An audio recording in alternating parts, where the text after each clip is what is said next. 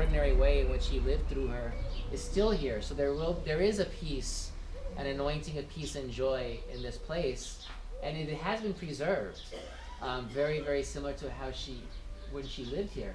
And the house was constructed in three different eras.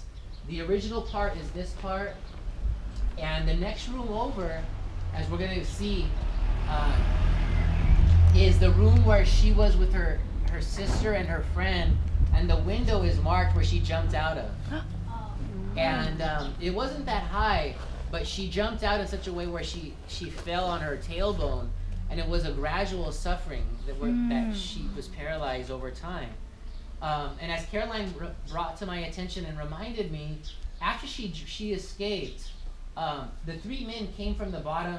You're going to see a little door in the bottom of the floor. That's where the three men were trying to come in from.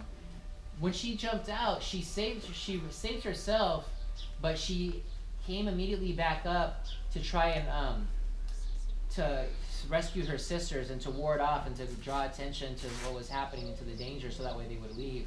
And so she came up to rescue them, and so that's where that took place. It was it's all right here, and then all the pictures in the living room there are of the doctor that we heard about on the bus that was trying to disprove her, but then by the end of the 40 days, was converted and became a lifelong friend.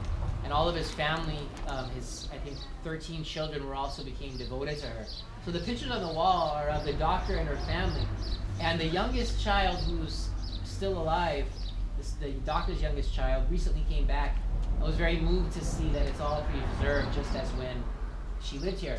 So when she was living here, was bedridden, and had the ecstasies and everything there was a lot of pilgrims that in her lifetime that would come to visit her here.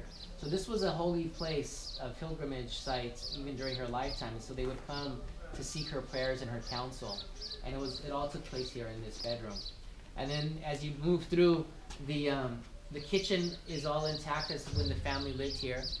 So as we walk through now, just keeping that in mind, you are welcome to pray and to take pictures. So feel free to do that, and then afterwards there will be the